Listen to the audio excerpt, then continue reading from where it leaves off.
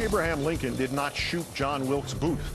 Titanic did not sink a North Atlantic iceberg. And Fox News is neither fair nor balanced. These are simple historical facts, intelligible to all adults, most children, and some of your more discerning domesticated animals. But not, as the third story on the countdown proves yet again, not to Bill-O. Countdown presents Fact or Fiction, wherein we catch that bastard Bill O'Reilly lying again. Oh, wait, Bill, hold still. Allow me to soil myself on you. Victory is mine! The guilty pleasure offered by the existence of Bill O'Reilly is simple and understandable. 99 times out of 100 when we belly up to the Bill-O bar of bluster. Nearly every time we partake of the movable falafel feast, he serves us nothing but comedy.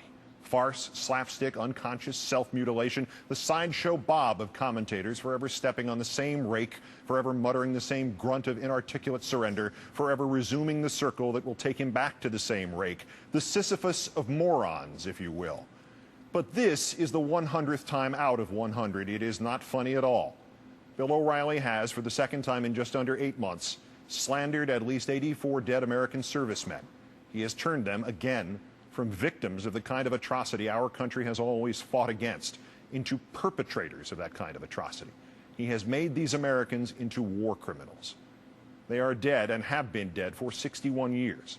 They cannot defend themselves against O'Reilly. We will have to do it for them. Last October, Bill O'Reilly railed against a ruling that more photos from the infamous Abu Ghraib prison in Iraq might be released. His guest on his program was Wesley Clark. Clark is a retired four-star general, was for 4 years Supreme Allied Commander of NATO in Europe. First in his class at West Point, wounded in Vietnam, earned the Bronze Star, the Silver Star, and has streets named for him in Alabama and in Kosovo. Therefore, naturally, O'Reilly knows much more about the military than General Clark does. Clark defended the release of the additional Abu Ghraib photos, saying we needed to know what happened and to correct it. O'Reilly lectured him and concluded that there had always been atrocities, even by Americans, in war. General, command. You need to look at the Malmedy massacre in World War II in the 82nd Airborne. Bill did it. It was a remarkable mistake. The Belgian town of Malmedy did lend its name to one of the most appalling battlefield war crimes of the 20th century. But O'Reilly's implication that the Americans committed it was entirely backwards. Americans, most of them members of Battery B of the 285th Field Artillery Observation Battalion, surrendered to German panzer troops and were then shot by their captors from the SS. Yet O'Reilly had implied that the Americans had massacred these Germans in this one stark moment of the Battle of the Bulge. And he used this Alice through the looking glass view of history to somehow rationalize Abu Ghraib while trying to dress down a four-star American general. Still, it could have been a mistake. We make them, even historians do. O'Reilly had not explicitly called the Americans the war criminals of Malmedy. Our troops, too, were accused of crimes against prisoners in the Second World War. It was assumed last year he had simply made a foolish error, and though he got beaten up appropriately in some places, it was all largely dismissed as merely that, a mistake. Then came this Tuesday night. Again, O'Reilly's guest was General Wes Clark. This time the topic was the apparent murder of Iraqi civilians at Haditha. That O'Reilly was dismissive of that event should be no surprise. That he should have described as the real crime of Iraq the events of Abu Ghraib should be no surprise to those who know of his willingness to jettison his most important beliefs of yesterday for the expediencies and the ratings of today. But that he should have brought up Malmedy again, that was a surprise. In Malmedy, as you know, U.S. forces captured SS forces who had their hands in the air and they were unarmed and they shot them down. You know that. That's on the record, been documented. Thus was the full depth of Bill O'Reilly's insult to the American dead of World War II made clear. The mistake of last October was not some innocent slip nor misremembered history. This was the way O'Reilly understood it, and thus this way it had to be. No errors corrected, no apologies offered, no stopping the relentless tide of bull, even briefly enough to check one fact.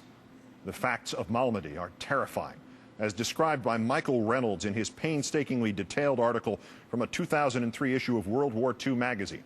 1 week before Christmas 1944, 139 U.S. soldiers, most of them from the 285th Field Artillery, encountered the German Kampfgruppe Piper, the leading formation of the German 1st SS Panzer Division, one of only 2 German units in the entire war which actually carried Adolf Hitler's name. The Americans were overrun. 11 of the 139 soldiers were killed in the very short Battle of Malmedy. 2 more were killed as they tried to flee. 7 escaped. 6 became prisoners of war. The other 113 Americans, nearly all of whom had surrendered outright, were ordered to assemble in an open field next to a restaurant, the Café Bodarway. What happened next has been attributed to many things: a cold-blooded decision by that Panzer Unit commander, Colonel Joachim Peiper, that he could not handle the prisoners, or an unjustifiable overreaction to some kind of escape attempt, or simply horrible mass murder. Within 15 minutes, the SS colonel or someone directly under him had ordered his men to shoot the unarmed American POWs. The bodies at Malmedy were not found until a month later. There were 84 of them, all American soldiers. More than half showed gunshot wounds to their heads. 6 had received fatal blows to the head. 9 were found with their arms still raised above their heads. The fact that O'Reilly got these horrible facts completely backwards, twice, offended even his usually compliant viewers. From his program Wednesday night. Don Caldwell, Fort Worth, Texas. Bill, you mentioned Malmedy as the site of an American massacre during World War II. It was the other way around. The SS shot down U.S. prisoners. In the heat of the debate with General Clark, my statement wasn't clear enough, Mr. Caldwell. After Malmedy, some German captives were executed by American troops. Wrong answer. When you are that wrong, when you are defending Nazi war criminals and pinning their crimes on Americans and you get caught doing so twice, you're supposed to say, "I'm sorry, I was wrong," and then you're supposed to shut up for a long time. Instead, Fox washed its transcript of O'Reilly's remarks Tuesday. Its website claims O'Reilly said in Normandy, when, as you heard, in fact, he said in Malmedy. The rewriting of past reporting worthy of George Orwell has now carried over into such online transcription services as Burrell's and Factiva. Whatever did or did not happen later in supposed or actual retribution, the victims at Malmedy were Americans, gunned down while surrendering by Nazis in 1944, and again Tuesday night and Wednesday night by a false patriot who would rather be loud than right. In Malmedy, as you know, Bill O'Reilly said on the air Tuesday night in some indecipherable attempt to defend the events of Haditha, U.S. forces captured SS forces who had their hands in the air and were unarmed, and they shot them dead. You know that.